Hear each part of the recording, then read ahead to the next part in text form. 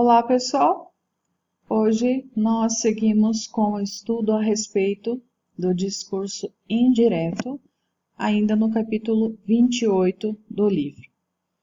Então, inicialmente, lembrando que na aula passada nós estudamos sobre discurso direto, que é quando nós inserimos o discurso de uma outra pessoa no texto, que então essa pessoa não é o narrador ou não é o autor desse texto e que tem então algumas características, principalmente a pontuação que precisa ser observada quando nós então inserimos essa forma de discurso que é o discurso direto.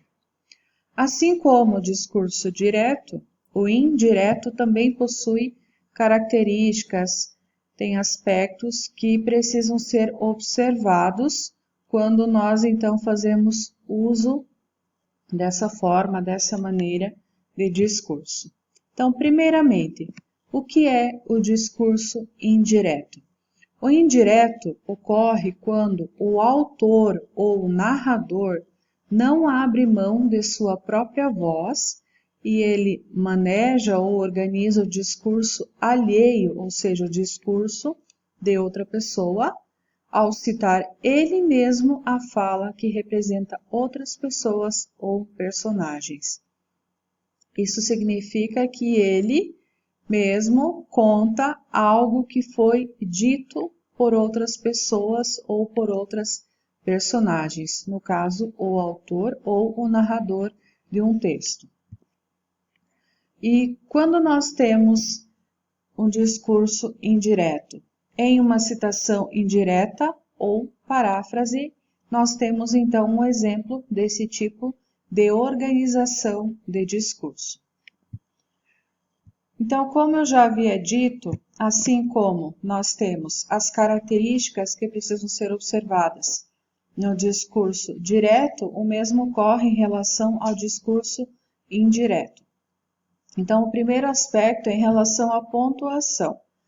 A pontuação é considerada a pontuação comum, por quê? Diferentemente do discurso direto, que usa dois pontos, usa travessão, usa bastante também ponto de exclamação e de interrogação, isso não ocorre quando trata-se do discurso indireto. Por quê? Porque não há separação entre o autor do texto e as falas de outras pessoas, de outras personagens que ele incorpora no seu texto.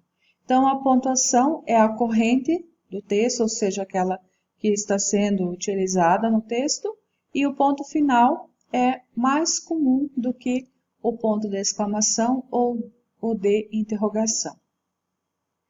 Em relação aos verbos dicende, então, eles são utilizados também quando eles indicam a ação de falar e, por vezes, até de sentir, manipulados conforme a ênfase que o autor pretende dar.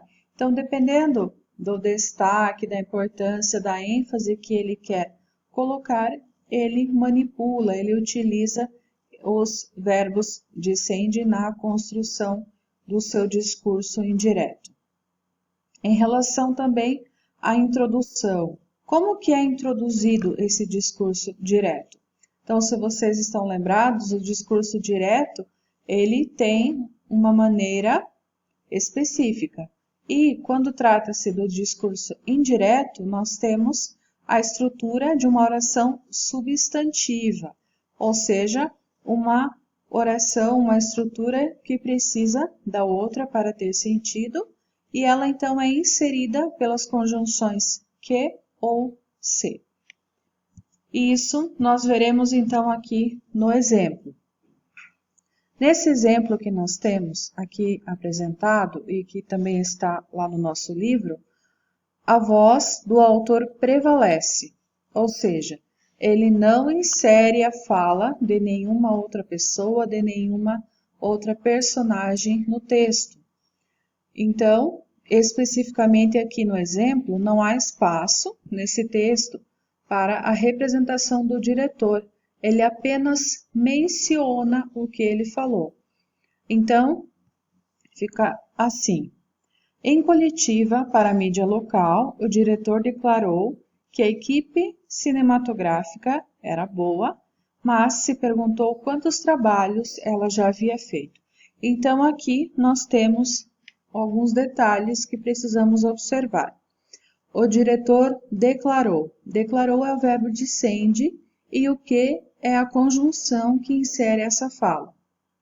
E, sobre o aspecto relacionado à oração substantiva, é o seguinte: o diretor declarou que. Então, percebam que nós temos a necessidade de um complemento para essa estrutura. Ela não tem sentido sozinha, ela precisa de algo que complete o seu sentido. Então, o diretor declarou o quê? Que a equipe cinematográfica era boa. Então, nós temos aqui a inserção dessa estrutura que corresponde, então, ao discurso indireto. Mas se perguntou quantos trabalhos ela já havia feito. E um outro detalhe aqui que vocês podem também observar em relação ao discurso indireto é que houve uma mudança de tempo verbal. Como assim? Quando se diz a equipe cinematográfica é boa, mas quantos trabalhos já fez? O está no presente e, quando passou para o discurso indireto, o transformou-se em era, ou seja, o pretérito. Então, esse também é um detalhe que precisa ser observado quando nós fazemos essa mudança, essa transposição do discurso direto para o indireto. Então, aqui nós temos alguns exemplos dessa mudança. Temos o discurso direto. Lediane disse ao colega, : travessão, você precisa estudar. Então, no discurso direto, nós temos aqui os 2 pontos, o travessão, que são indicativos dessa forma, dessa modalidade. Agora, quando mudamos para o discurso indireto, nós compomos a estrutura da seguinte forma: Lediane disse ao colega que ele precisava estudar.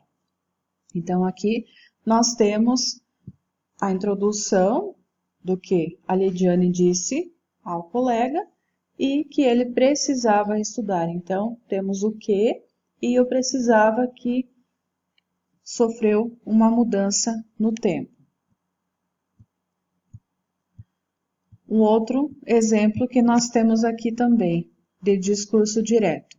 A garota disse ao pai: preciso de dinheiro para comprar um caderno. Então, mudando para o discurso indireto, nós temos: a garota disse ao pai que precisava de dinheiro para comprar um caderno. Então, segue essa mesma estrutura, segue essa composição com a introdução da fala, com o que, no caso, e o verbo também sofreu a alteração.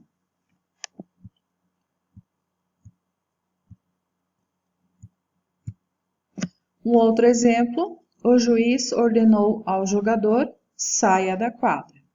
Então, transformando isso para o discurso indireto, fica: o juiz ordenou ao jogador que saísse da quadra. Então, aqui nós também temos, então, a utilização do verbo dicende, o juiz ordenou, então, é um verbo que faz referência, então, à ação de falar. O que introduz aqui a segunda estrutura, e saísse da quadra ou saísse também houve uma mudança no tempo do verbo. A tarefa referente à aula de hoje: responder os exercícios 4 e 5 das páginas 280 e também da página 281.